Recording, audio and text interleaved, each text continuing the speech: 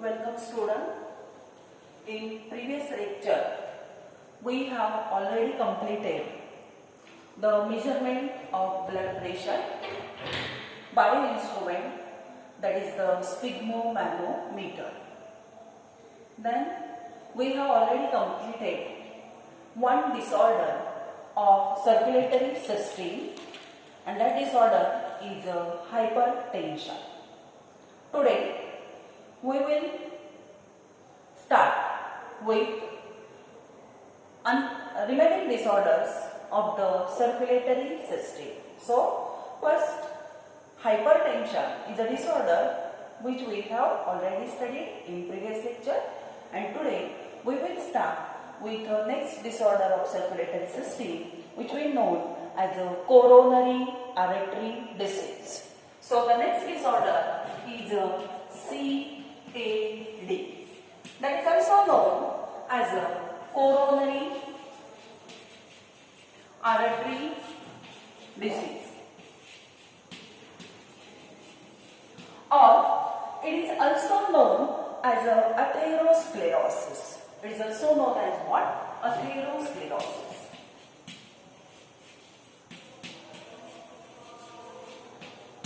So first of all, we know that coronary artery means which artery? The artery which supplies the pure blood to the cardiac muscle of the heart or the wall of the heart. Now, coronary artery disease means in coronary artery there is a atherosclerosis. So we know atherosclerosis also. Atherosclerosis means in atherosclerosis there is a deposition of calcium, then fat, cholesterol, then fibrous tissue.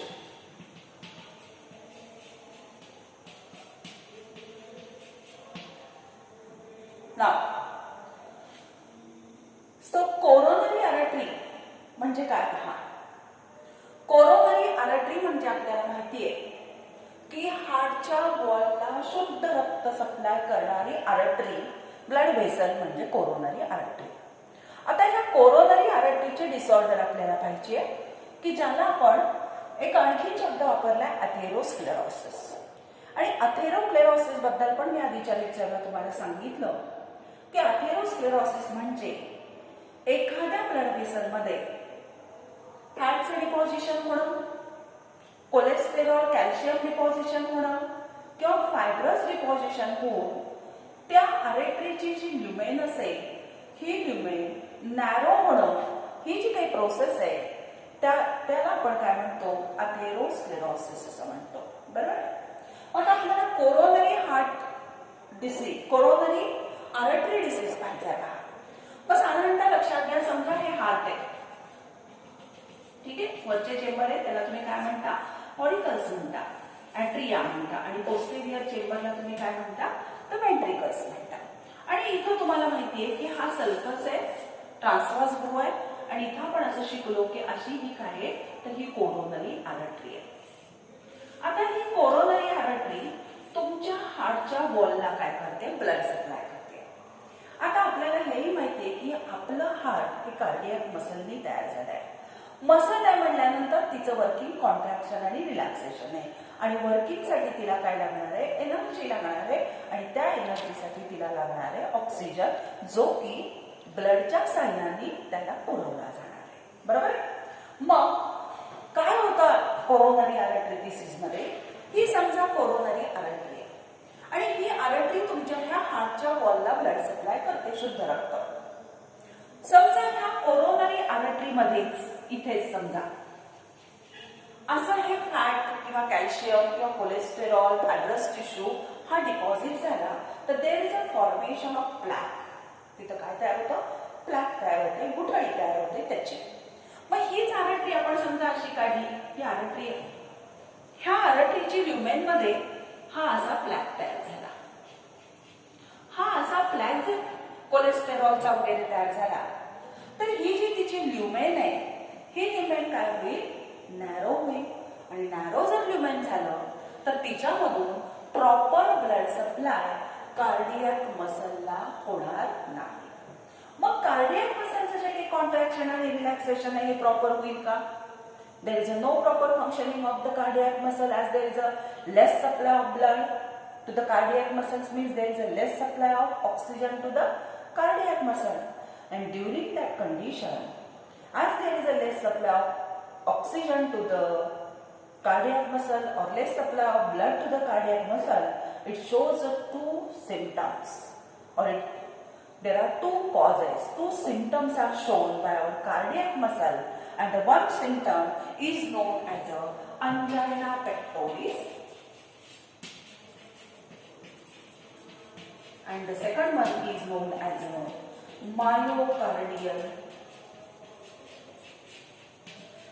myocardial infarction. लक्षात येते का? हार्टचा wall cardiac मसलनी तयार झाला.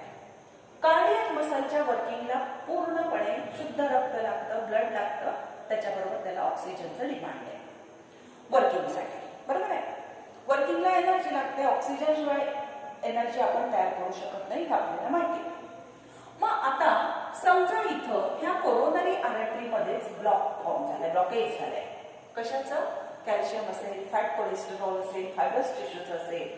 मग त्या ल्युमेनमध्ये त्या आर्टरीच्या गुठळी तयार झाल्यामुळं जो काही रेग्युलर पॅसेज होता तिचा ब्लड फ्लो करून न्यायचा तो काय होईल, कमी होईल. म्हणजे there is a narrowing of blood vessel. त्या ब्लड व्हेसलचं काय झालं, ल्युमेनचं नॅरोइंग झालं. आणि नॅरोइंग झाल्यामुळं हा जो काही वॉल आहे ह्या वॉलला किंवा कार्डियक मसलला प्रॉपर ब्लड सप्लाय केला जाणार नाही. प्रॉपर ब्लड सप्लाय नाही, पुरेसे रक्त, there is a reduction in the blood supply to the cardiac muscle. And as there is a reduction in the blood supply to the cardiac muscle, that heart shows two symptoms. So the first is angina pectoris, and the second one is myocardial infarction. किंवा आपण असंही म्हणू शकतो, because of less supply of oxygen to the cardiac muscle, it develops again two disorders. Symptom म्हणण्यापेक्षा disorder म्हणून, which are they? That is angina pectoris and myocardial infarction. ठीक आहे?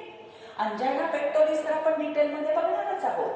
आणि मायोकार्डियल इन्फ्रॅक्शन याचा अर्थ काय तर हार्ट अटॅक. हार्ट अटॅक शब्द तुमच्या सगळ्यांच्या ओळखीचा आहे. हार्ट अटॅक येणं म्हणजे मायोकार्डियल इन्फ्रॅक्शन.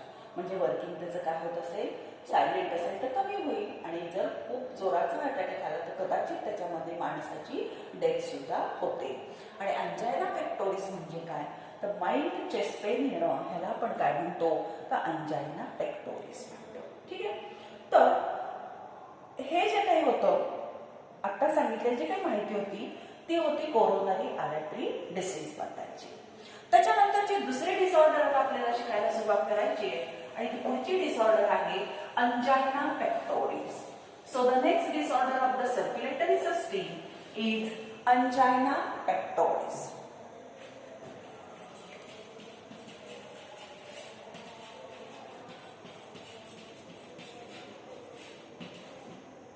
ह्याला नुसतं अंजायना असंही म्हटलं जातं. सो angina pectoris means what? Angina pectoris is a chest pain. Angina pectoris is a chest pain, and that chest pain is due to the reduction in blood supply to cardiac muscle.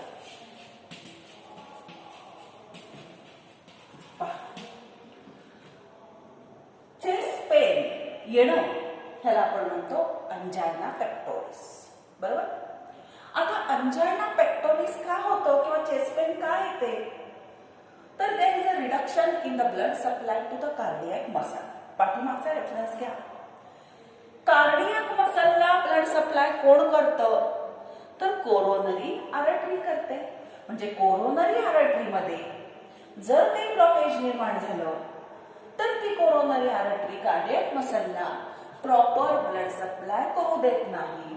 आणि proper blood supply जर नाही झाला तर आपल्याला chest pain येते. आणि ह्याच chest पेनला आपण काय म्हणतो? तर त्यालाच आपण म्हणतो अंजायना पेक्टोरिस. ठीक आहे, त्याला म्हणतात angina pectoris. Angina pectoris is caused due to arteriosclerosis and atherosclerosis also. It is caused due to arteriosclerosis and atherosclerosis.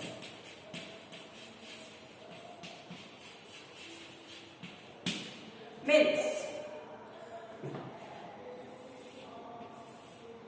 according to age, as our age increases, the elasticity of artery it become decrease, or the arteries become inelastic and harder because of age.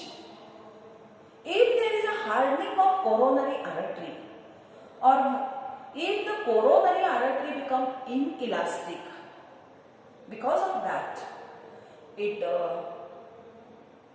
supplies blood, or there is a less supply of blood to the cardiac muscle. So arteriosclerosis causes the angina pectoris. लक्षात घ्या, arteriosclerosis म्हणजे काय मी सांगितलं की वय जसं जसं आपलं वाढेल तसं आपल्या ब्लड वेसल काय होत असतात? हार्ड होत असतात, कडक होतात आणि इनइलास्टिक होतात. मग जर समजा तशाही इनइलास्टिक झाल्या, हार्डन झाल्या, तरी सुद्धा न्यूमेन काय होते? त्याची नॅरोच होणार आहे. आणि न्यूमेन जर नॅरो झालं तर लेस ब्लड सप्लाय हा हार्टच्या मसलला म्हणजेच कार्डियाक मसलला केला जातो. आणि म्हणून सुद्धा अंजायना पेक्टोरिस म्हणजे चेस्ट पेन येऊ शकते. म्हणजे आर्टेरियोस्क्लेरोसिस मुळे सुद्धा अंजायना पेक्टोरिस होऊ शकतो. अथेरोस्क्लेरोसिस समजा ओल्ड एज नाहीये, पण आत्ताच सांगितलं तसं कोरोनरी आर्टरीमध्ये ब्लॉक तयार झालाय, डिपॉझिशन झालंय. कशाचं? तुम्ही रोजच्या जेवणामध्ये प्रचंड प्रमाणामध्ये तेल तूप घेताय, तर ते जे काही फॅट आहे ह्या फॅटचा असा इथं काय होतो? प्लॅक तयार होतो, ब्लॉक तयार होतो. आणि त्यामुळं हा नॅरोइंग ऑफ ल्युमेन होतं. आणि ल्युमेन जर नॅरो झालं तरी सुद्धा हा जो काही ब्लड सप्लाय आहे कार्डियक मसलला तो काय होतो? कमी होतो. म्हणजे लक्षात घ्या, atherosclerosis and arteriosclerosis both causes the chest pain, that is a angina pectoris. म्हणजे arteriosclerosis मुळे पण angina pectoris होऊ शकतो आणि अथेरोस्क्लेरोसिस मुळे सुद्धा angina pectoris होऊ शकतो. आणखी angina pectoris कशामुळे होऊ शकतो? लक्षात घ्या, खूप कारण आहेत angina pectoris. heavy exercise or during exercise म्हणा नुसतं, due to exercise. Then also emotional stress. म्हणजे त्याची कारणं सांगते angina pectorisची काय काय. Due to exercise, then emotional stress. आणखी याचा रिझन सांगता येईल कोल्ड टेम्परेचर. आणखी पुढचं सांगता येईल heavy meal.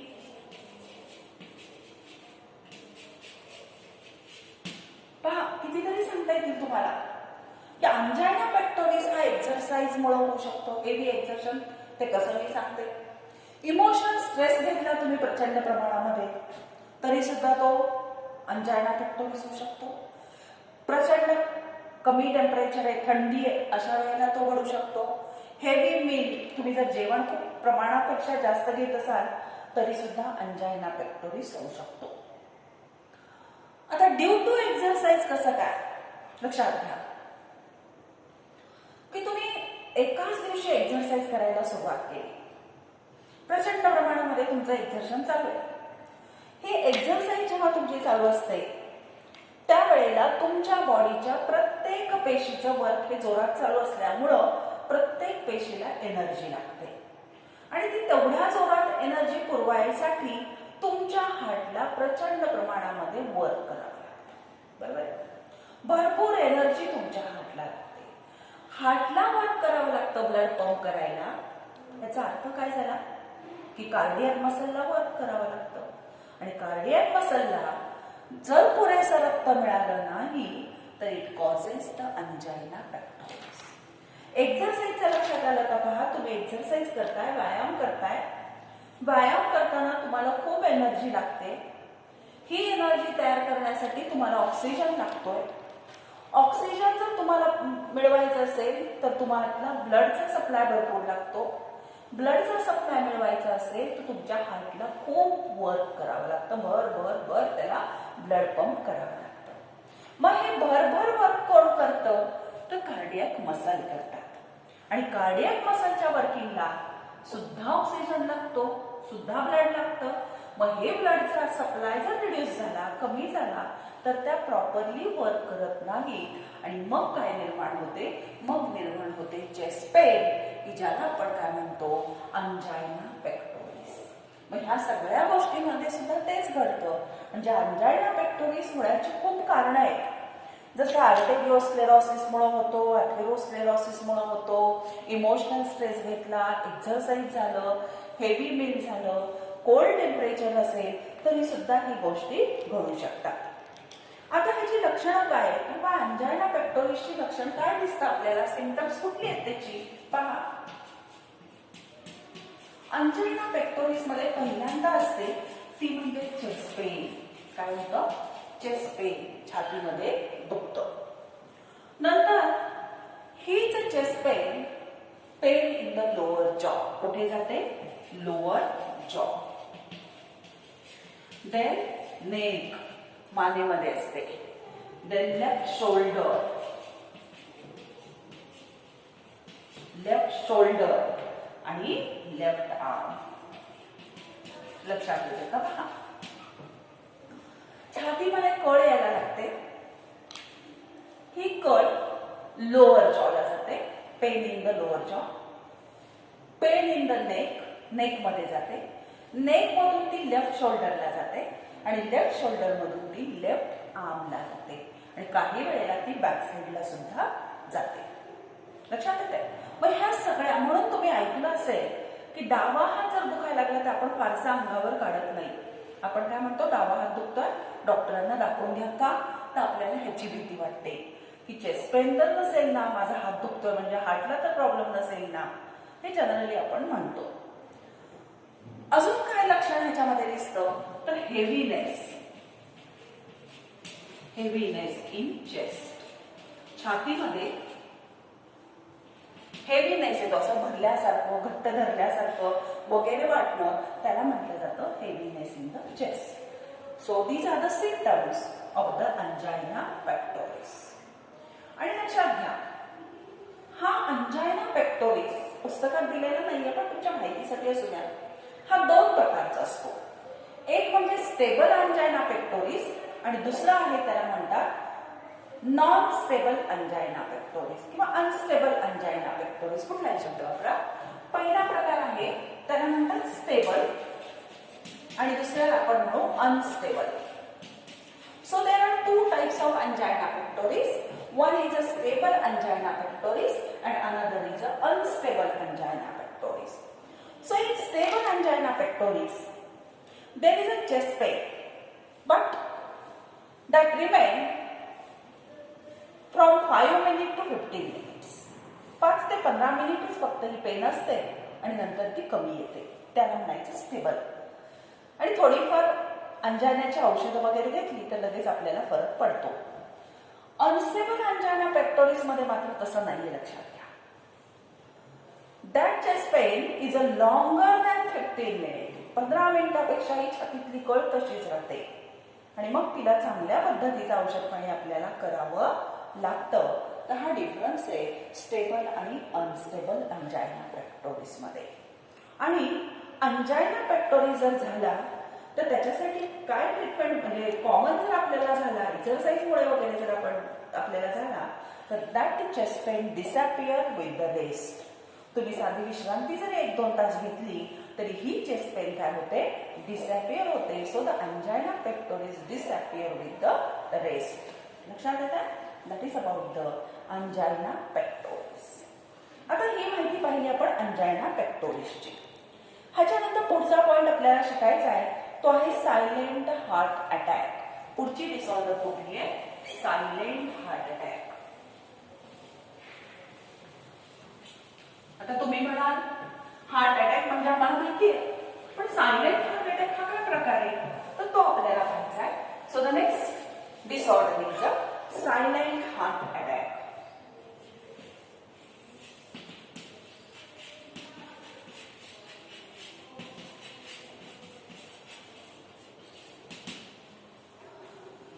Silent heart attack means it is also known as a silent myocardial infarction. It is also known as silent myocardial infarction. ह्याला silent myocardial infection असंही म्हटलं जातं. Now that silent myocardial infarction is a type of classic attack. Classic heart attack चा हा एक type आहे.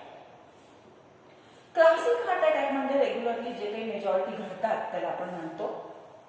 आणि मग ह्या क्लासिक हार्ट अटॅकच्या आधी सिम्पटम्स काय असतात लक्षात घ्या, मग त्याची काय ते तुम्हाला लक्षात येतील.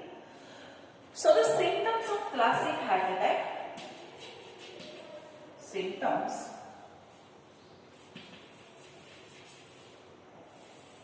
of classic attack. Classic attack मध्ये आपल्याला काय काय होतं तर ते पहा, त्याचे सिम्पटम्स पहा. एक्स्ट्रीम चेस्ट पेन पहिला सिम्पटम आहे त्याचा. Extreme chest pain. Second hypertension.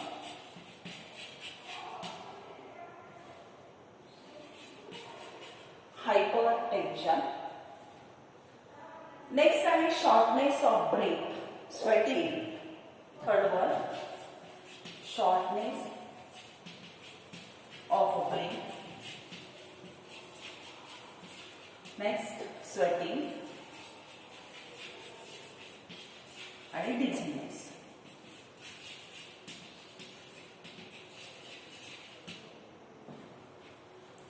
पहा, क्लासिक हार्ट अटॅक असतो त्याच्यामध्ये सिम्पटम्स कुठले दिसतात तर जोराची chest pain, extreme chest pain असते.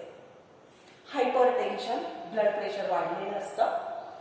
शॉर्टनेस ऑफ ब्रीथ, श्वास जो आहे तो शॉर्टनेस ब्रीदिंगचं होतं. नंतर स्वेटिंग, प्रचंड प्रमाणामध्ये घाम येतो. आणि डिझिनेस, भीती आल्यासारखं होणं, आळसल्यासारखं होणं, ग्लानी आल्यासारखं होणं, अशा गोष्टी आपल्याला दिसायला सुरुवात होतात. So the silent heart attack is a heart attack but that is a type of classic attack. Classic attack मध्ये हे सगळं फार बरोबर आणि फार सिव्हिअर प्रमाणामध्ये असतं, तीव्र स्वरूपाचं असतं. तेवढा तीव्र स्वरूपाचा हा अटॅक नसतो, म्हणून त्याला म्हटलं जातं सायलेंट हार्ट अटॅक. हा फंक्शन आहे, हा सुद्धा हार्ट अटॅकच आहे. पण ह्याची जी काही सिम्पटम्स असतील, symptoms of silent heart attack is very mild symptom. Symptoms कसे असतात? माइल्ड असतात. And as the symptoms are mild we ignore that symptom. लक्षात घ्या, जोरात छातीत दुखायला लागलं, जोरात घाम यायला लागला तर आपल्याला लगेच कळतं की छाती दुखते, घाम येतोय, शॉर्टनेस ऑफ ब्रीथ आहे, म्हणजे मला हार्ट अटॅक येतोय. पण हीच जर लक्षणं तुम्हाला माइल्ड दिसत आहेत, थोडंसं दुखतंय, थोडाफार घाम येतोय, असं जर असेल तर आपण त्याच्याकडे काय करतो? इग्नोर करतो. लक्षात घ्या. लक्षात येत आहे? म्हणजे क्लासिक हार्ट अटॅक म्हणजे जबरदस्त येणारा हार्ट अटॅक आणि सायलेंट याचा अर्थ तो पण हार्ट अटॅकच असतो, पण त्याची लक्षणं माइल्ड असतात आणि लक्षणं माइल्ड असल्यामुळं आपण त्याच्याकडे काय करतो? दुर्लक्ष करतो. ठीक आहे. मग असा अभ्यास केला गेलेला आहे. It is studied that in case of men किंवा mens are more affected by the silent heart attack than the female. फिमेलपेक्षा मेन्समध्ये सायलेंट हार्ट अटॅक हा जास्त प्रमाणामध्ये दिसतो असा साधारणतः अभ्यास केला गेलेला आहे. लक्षात येत आहे. तर ह्या सगळ्या काय झाल्या, डिसऑर्डर झाल्या. कुठल्या कुठल्या डिसऑर्डर सर्क्युलेटरी सिस्टीमच्या आपण पाहिल्या, आधीच्या लेक्चरला पाहिली हायपरटेन्शन, आज पाहिलं कोरोनरी आर्टरी डिसीज, त्याच्यानंतर पाहिलं अंजायना पेक्टोरिस आणि त्याच्यानंतर आता पाहिला सायलेंट हार्ट अटॅक. हा हार्ट अटॅक म्हणजे क्लासिक पेक्षा सायलेंट आहे, तेवढा तीव्र नाहीये, सौम्य अटॅक आहे, म्हणून त्याला म्हणतात सायलेंट हार्ट अटॅक किंवा सायलेंट मायोकार्डियल इन्फेक्शन. ह्याच्यामध्येही क्लासिक अटॅकचीच लक्षणं दिसतात, पण ती कशी असतात, माइल्ड असतात आणि माइल्ड असल्यामुळे आपण त्याला काय करतो, दुर्लक्ष करतो आणि सायलेंट हार्ट अटॅकचं प्रमाण हे मेलमध्ये फिमेलपेक्षा कसं असतं, जास्त असतं. ठीक आहे. तर अशा पद्धतीनं हे जे काही डिसऑर्डर्स आहेत ह्या डिसऑर्डर आज आपण इथं कंप्लीट केल्या. आता एक आपल्यामध्ये पुस्तकामध्ये तुमच्या आणखी एक गोष्ट दिलेली आहे. साधारणतः आपण त्याला डायग्नोस्टिक टेस्ट असं म्हणू आपण साधारणतः.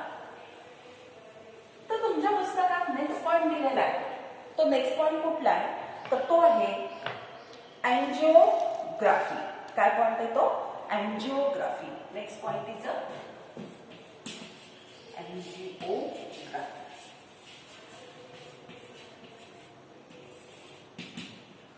आता अँजिओग्राफी म्हणजे काय, शब्द तुम्हाला माहिती आहेत हे सगळे. Angiography means x-ray imaging of cardiac blood vessel. X-ray imaging of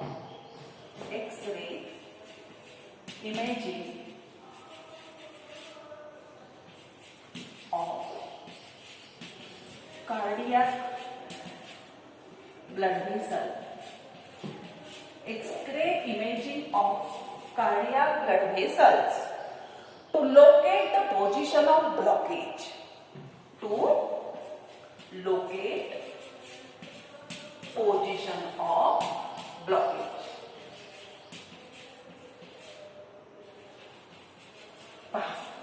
definition काय दिलेली पुस्तकामध्ये, angiography means x-ray imaging of cardiac blood vessel.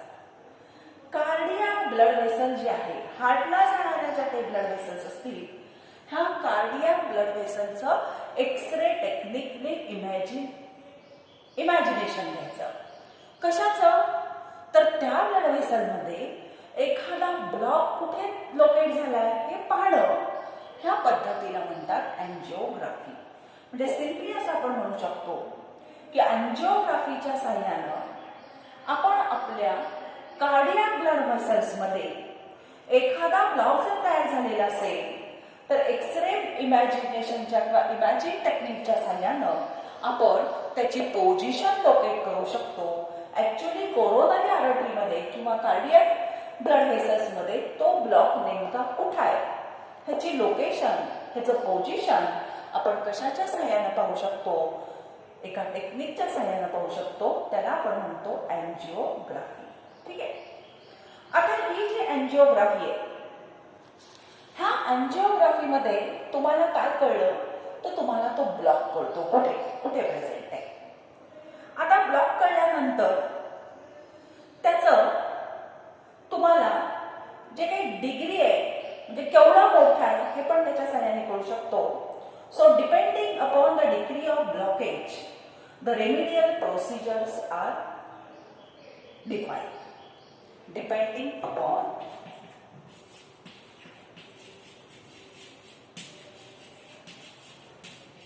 Degree of blockage. Depending upon the degree of blockage, remedial procedures are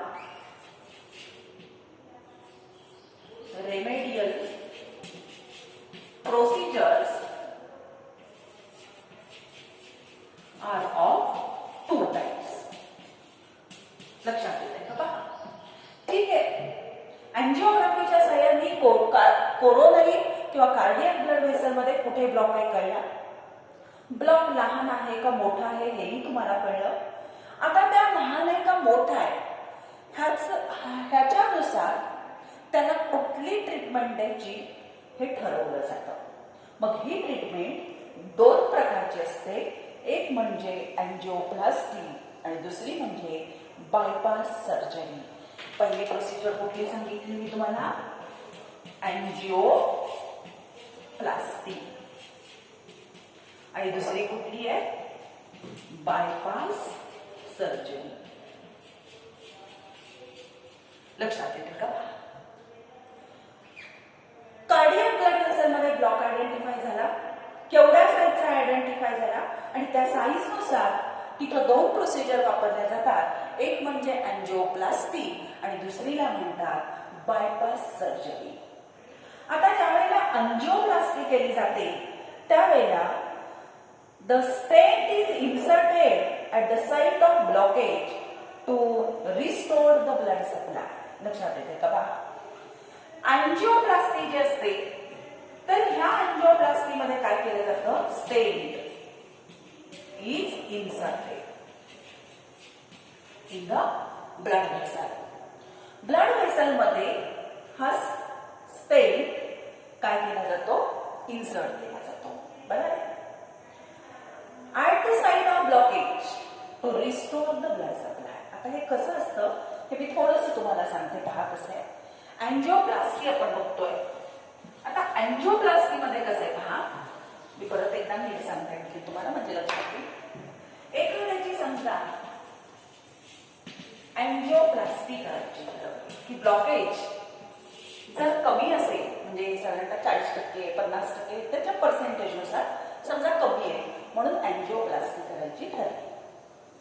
angioplasty करायची जेव्हा ठरते त्यावेळेला तिथं आत्ताच आपण पाहिलं की स्टेंट इन्सर्ट केला जातो.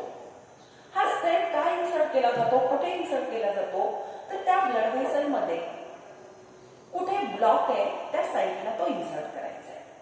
कशासाठी, to restore the blood supply, पुन्हा पूर्वीसारखा ब्लड सप्लाय व्हावा म्हणून. मग आता समजा लक्षात घ्या ही तुमची ब्लड व्हेसल आहे, बरोबर. ह्या ब्लड व्हेसल मध्ये समजा हा तुमचा ब्लॉकेज आहे, मोठं 70-80% ब्लॉकेज आहे. मग हे जे ब्लॉकेज आहे ह्या ब्लड व्हेसल मध्ये की जेणेकरून रक्त पुरवठा पुढे जास्त होत नाहीये, अशा वेळेला इथे पहिल्यांदा अँजिओप्लास्टी केली जाते. काय केली जाते, अँजिओप्लास्टी. ब्लास्टीचा अर्थ लक्षात आला, प्लास्टी म्हटलं नाही मी, ब्लास्टी, ब्लास्ट करणं, फोडणं. आणि काय फोडलं जातं, तर हा जो काही ब्लॉक आहे हा फोडला जातो, छोटे छोटे छोटे तुकडे केले जातात आणि तो सर्क्युलेशन मधून निघून जातो. त्याला म्हणायचं अँजिओप्लास्टी. ब्लास्ट केला, तुकडे केले, इथला हा ब्लॉक आता तुमचा गेला, फुटून गेला. पण ही जी ब्लड व्हेसल आहे ह्या ब्लॉकमुळं तिचा हा जो काही वॉल असेल तो असा कोलॅप्स होतो. काय होतं, हा जो वॉल आहे तिचा तो कोलॅप्स होतो आणि कोलॅप्स झाल्यामुळे पुन्हा प्रॉपर ब्लड सप्लाय तिथं केला जात नाही. मग हे कोलॅप्सिंग अवॉइड करण्यासाठी काय केलं जातं, लक्षात घ्या. हा जो वॉल आहे ह्या वॉलमध्ये अशा पद्धतीनं तिथं एक स्प्रिंग टाकली जाते, बरोबर आहे. आणि हे स्प्रिंगमुळं हे वॉल अशा पद्धतीचे राहतात की जेणेकरून रिस्टोर ब्लड फ्लो हा केला जातो. लक्षात येत आहे. मग अँजिओप्लास्टी मध्ये जिथं कुठे ब्लॉक आहे तो ब्लॉक पहिल्यांदा फोडायचा म्हणजे अँजिओप्लास्टी करायची, ब्लास्टिंग करायचं. मग त्याचे छोटे तुकडे होऊन तो निघेल. नंतर तिथला जो आर्टरी किंवा तिथल्या ज्या ब्लड व्हेसलचा वॉल आहे हा कोलॅप्स होतो. तो कोलॅप्स होऊ नये म्हणून त्याच्यामध्ये काय इन्सर्ट करतात, स्टेंट इन्सर्ट करतात. एक स्प्रिंग असते ती इन्सर्ट करतात की जेणेकरून हे वॉल ॲज इट इज होतात आणि त्यामुळं ब्लड फ्लो हा प्रॉपर केला जातो. ह्याला म्हटलं जातं अँजिओप्लास्टी. लक्षात येत आहे. ही झाली अँजिओप्लास्टी. आता अँजिओप्लास्टी नंतर बायपास सर्जरी केली जाते. आता बायपास सर्जरी कोणामध्ये केली जाते पहा, की समजा 100% ब्लॉक आहे, प्रचंड मोठ्या प्रमाणामध्ये ब्लॉक असेल तर त्याच्यामध्ये काय केली जाते, बायपास सर्जरी. नाव तुम्हाला माहिती आहे. आता बायपास सर्जरीमध्ये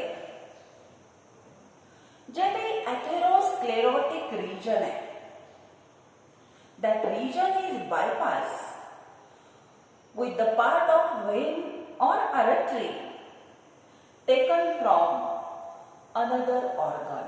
लक्षात येते का? पहा, पुस्तकानुसार मी आधी सांगते आणि मग मी नंतर तुम्हाला एक्सप्लेन करते. बायपास सर्जरी कोणाची केली जाते की ज्यांच्यामध्ये जवळजवळ 100% ब्लॉक आहे, प्रचंड मोठ्या प्रमाणामध्ये ब्लॉकेज आहे. आणि ब्लॉक लक्षात घ्या, एकच असतो असं नाही, 1 2 3 4 5 6 ब्लॉकेज कितीही असू शकतात. मग बायपास सर्जरीमध्ये जे काही अथेरोस्क्लेरोटिक रिजन आहे, म्हणजे जिथं तो ब्लॉक आहे ते region, that region is bypass, त्याला दुसरा मार्ग काढून दिला जातो. बायपास म्हणतो की नाही आपण तो.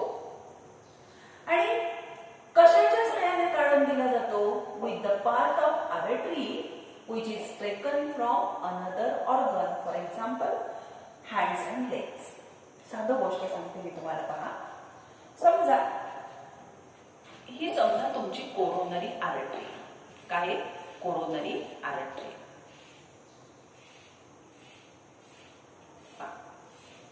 लक्षात ही कोरोनरी आर्टरी आहे आणि ह्या कोरोनरी आर्टरीमध्ये समजा ब्लॉक आहे, 100% ब्लॉक आहे. मग काय करायचंय, बायपास सर्जरी करायची. बायपास सर्जरी जेव्हा केली जाते त्यावेळेला समजा इथं हा ब्लॉक आहे तुमच्या 100%. मग हातातली किंवा पायातली, लक्षात, आर्टरी किंवा वेन ही कापून घेतली जाते थोडीशी, 5 mm पर्यंत साधारणतः घेत असते. आर्टरी किंवा वेन ही कापून घेतात. ती पहिली आर्टरी वेन पुन्हा स्टिच केली जाते, सील केली जाते, जोडली जाते. आणि तो जो भाग घेतलेला आर्टरी किंवा व्हेनचा तो इथं आणला जातो हार्टच्या जवळ. आणि इथं जिथं कुठे ब्लॉक आहे ते दोन्ही टोक असे कट केले जातात बघा, किंवा स्टिच केली जातात. आणि जे काही नवीन व्हेन किंवा आर्टरी आहे ती अशा पद्धतीनं जोडली जाते. म्हणजे ब्लडचा फ्लो कसा झाला, हा असा होता, तो तसा राहील का आता? आता ब्लड फ्लो कसा सुरू होईल तुमच्या या पद्धतीनं. म्हणजे हा काय झाला, त्याला बायपास झाला. ह्याला म्हणतात बायपास सर्जरी. लक्षात आहे का? ओरिजिनल ब्लॉक आहे तसाच नव्हतो, फक्त तो तिथे काय करतात, तिथून ह्या आर्टरी, दुसरी जी आर्टरी काढून घेतली, दुसऱ्या ऑर्गन पासून जी आर्टरी असेल, वेन असेल, ती इथं जोडली जाते आणि तिला काय काढला जातो, बायपास काढला जातो. आणि मग रेग्युलर ब्लड फ्लो होतो. अर्थात लक्षात घ्या, बायपास सर्जरी ही तितकीशी सोपी सर्जरी नाही. त्याला इथं स्टर्नमला, चेस्ट बोन जे आपलं, त्याला कट केलं जातं. कट करून रिब्स बाजूला काढल्या जातील, लेफ्ट साईडच्या थोड्याशा, आणि बाजूला काढून हार्ट ओपन होतो. ह्या हार्ट मधलं जे ब्लड आहे ते मशीनला जोडलं जातं आणि ते मशीन तुमच्या ऑर्गनमध्ये पंपिंग करत असतं. कारण हार्ट फुल ऑफ ब्लड असतं, त्यामुळे सर्जरी करता येत नाही, म्हणून ते मशीन तुम्हाला पंपिंग करून देते आणि हार्टमध्ये मग ही सर्जरी केली जाते. आणि ही सर्जरी केल्यानंतर पुन्हा त्या मशीन पासूनचं ब्लड हे हार्टला दिलं जातं आणि मग त्याला इलेक्ट्रिक शॉक्स वगैरे देऊन पुन्हा तिथं वेव्ह ऑफ कॉन्ट्रॅक्शन जनरेट केली जाते हार्टमध्ये आणि मग हार्ट पुन्हा पूर्ववत चालू होतं. लक्षात येत आहे? तर अशा पद्धतीनं ही बायपास सर्जरी केली जाते. बायपास सर्जरीमध्ये मेजॉरिटी हातातली किंवा पायातली व्हेन आर्टरी घेतली जाते. पण आजकाल जर आपण बघितलं सध्या तर ऍडव्हान्स टेक्नॉलॉजीमुळं एवढा स्टर्नमला फार काही मोठा कट न घेता लॅप्रोस्कोपी आल्यामुळं इथं छोटंसं होल घेतलं जातं आणि मॉनिटरवर बघून हे प्रोसेस केली जाते. आणि जी काही आर्टरी आणि व्हेन घेतली जाते ती सुद्धा जवळपास थोड्यासिक रिजनमध्ये असणारी घेतली जाते. लक्षात येतं? तर अशा पद्धतीनं बायपास सर्जरी केली जाते. मग इथं एकच लक्षात ठेवा की अँजिओग्राफी म्हणजे एक्सरे टेक्निकच्या सहाय्यानं कार्डियाक ब्लड व्हेसलमध्ये जी काही लोकेशन आहे एखाद्या ब्लॉकेजची ती फाईंड करणं म्हणजे त्याला तुम्ही ग्राफी म्हणता. त्याच्यानंतर मग तो ब्लॉक केवढा आयडेंटिफाय केला जातो. ब्लॉक आयडेंटिफाय झाल्यानंतर त्याची केवढा मोठा आहे त्याच्यावरती ट्रीटमेंट ठरवली जाते. ट्रीटमेंट दोन पद्धतीची असते. एक म्हणजे आता आपण पाहिलं की अँजिओप्लास्टी आणि दुसरं म्हणजे बायपास सर्जरी. अँजिओप्लास्टीमध्ये मी तुम्हाला सांगितलं की जिथं कुठं तो ब्लॉक होता तो फोडला जातो प्लास्टी करून आणि तिथं एक स्प्रिंग टाकली जाते. Stent is inserted in the at the site of blockage to restore the blood supply आणि नॉर्मल ब्लड सप्लाय तो होऊ शकतो. बायपास सर्जरीमध्ये आता सांगितलं की जो काही अथेरोस्क्लेरोटिक रिजन आहे जिथं काही ब्लॉकेज तयार झालेलं आहे तर that is bypass by with the part of artery and when which is taken from the another organ like hands and legs. आणि मग त्या पद्धतीनं तिथं ती अँजिओप्लास्टी काय केली जाते. अर्थात इथं एक लक्षात घ्या की समजा इथं तुमचं वेंट्रिकल आहे असं कन्सिडर करा. हे काय तुमचं वेंट्रिकल आहे. ही कोरोनरी आर्टरी आहे. ती तुमच्या वेंट्रिकलला ब्लड सप्लाय करते कार्डियक मसलला. म्हणून मी हे तुम्हाला डायग्रामॅटिक दाखवलं की अशा पद्धतीनं बायपास सर्जरी ही केली जाते. ठीक आहे. That is about the angiography. आणि शेवटचा एक पॉईंट इथं कम्प्लीट करू आपण. तो आहे हार्ट ट्रान्सप्लांट. पुढचा पॉईंट घ्या. Heart transplant. ऑर्गन ट्रान्सप्लांट तुम्हाला माहिती आहे. तसंच हार्ट सुद्धा ट्रान्सप्लांट केलं जातं.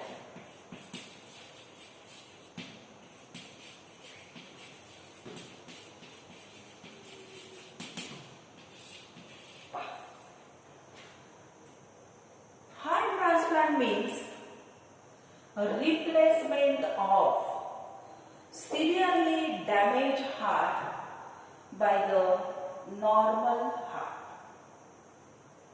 A replacement of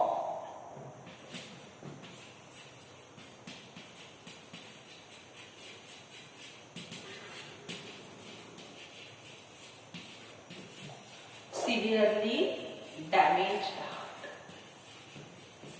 by normal heart.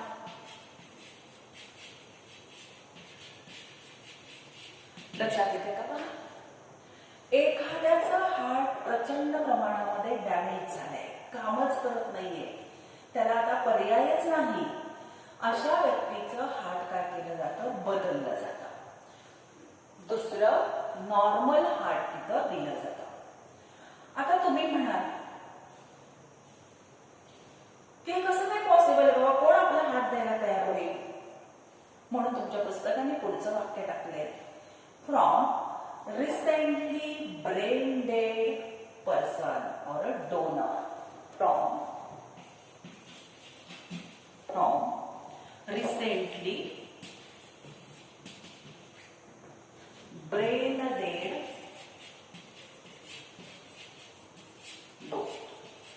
Definition लक्षात येते का पहा. काय सांगते तुम्हाला डेफिनेशन. रिप्लेसमेंट करायची कशाची, हार्टची. पण कसल्या हार्टची, जे पूर्णपणे डॅमेज झालेला हार्ट आहे त्याचं आपल्याला हार्ट बदलावं. कुठल्या हार्टनी, नॉर्मल हार्ट. ते बदलणारा हार्ट मात्र कसं असलं पाहिजे, नॉर्मल पाहिजे. आणि हे नॉर्मल हार्ट तुम्हाला कोणापासून मिळेल, from recently brain dead donor.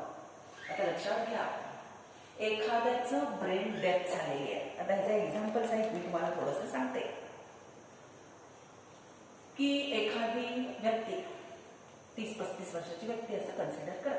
तिचा हार्ट डॅमेज झालाय, खूप खराब झालाय आणि तिला गरज आहे ट्रान्सप्लांट करण्याची, हार्ट बदलण्याची. आणि समजा एखाद्या 40-50 वर्षाच्या व्यक्तीला अचानक तिचा ऍक्सिडेंट झालाय.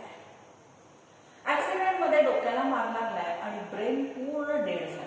बघा, हे लक्षात घ्या, ब्रेन जरी डेड झालेला असला तरी त्या व्यक्तीचं हार्ट चालू असतं. डॉक्टर सांगतात की हा ब्रेन डेड झालेला माणूस आहे, त्याला कुठल्याही सेन्स नसतात, काहीही नसतं, पण त्याचं हार्ट चालू असतं. कारण हार्ट हे मायोजेनिक आहे. लक्षात घ्या, ब्रेनचा कंट्रोल आपल्या हार्टवरती नाही. आणि जोपर्यंत व्यक्तीचा हार्ट चालू आहे तोपर्यंत तुम्ही त्याला डेड म्हणाल का, नाही म्हणणार. कारण ब्रेन काम करत नाही, त्याला काही दिसत नसेल किंवा त्याला काही कुठल्या सेन्स नसतील, पण तो जिवंत आहे का, त्याचा हार्ट चालू आहे. लक्षात येते. मग अशी जी व्यक्ती असते की जिचा ब्रेन डेड झालाय पण हार्ट मात्र कसं आहे तिचं चांगलं आहे, तिला आपण काय म्हणतो, रिसेंटली ब्रेन डेड झालेली व्यक्ती आहे. त्याला कॅडॅव्हर पण शब्द वापरला जातो. अशा व्यक्तीचा जगून उपयोग नाही. मग अशा वेळेला डॉक्टर सजेस्ट करतात की याचा ब्रेन तर डेड झालाय, तिचा उपयोग काही नाहीये, हार्ट चालू आहे म्हणून ती व्यक्ती आहे. मग अशा व्यक्तीचं हार्ट घेतलं जातं आणि ज्याला गरज आहे अशा व्यक्तीला दिलं जातं. ह्याला म्हटलं जातं हार्ट ट्रान्सप्लांट. ह्याला काय म्हणायचं, हार्ट ट्रान्सप्लांट. मग हार्ट ट्रान्सप्लांट कोणामध्ये केलं जातं, तर end stage heart failure. End stage heart failure, ज्याला एखाद्याला एंड स्टेज हार्ट फेल्युअर आलंय की आता बंद पडेल का थोड्या वेळाने बंद पडेल असं सांगता येत नाही, अशी एखादी व्यक्ती आहे. म्हणजे ट्रान्सप्लांटेशन कोणामध्ये केलं जातं, तर ज्याला एंड स्टेज हार्ट फेल्युअर आहे त्याच्यामध्ये transplantation is also necessary in the severe coronary diseases.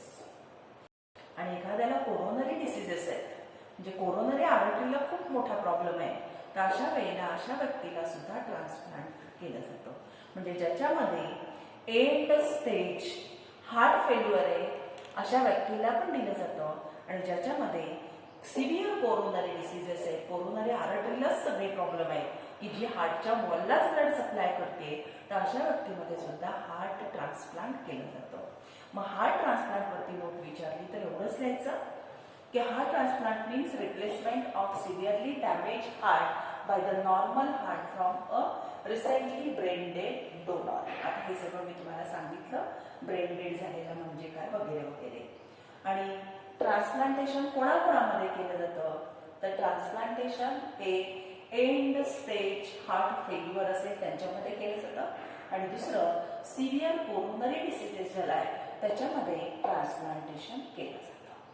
लक्षात येत आहे, that is about the heart transplant. ठीक आहे.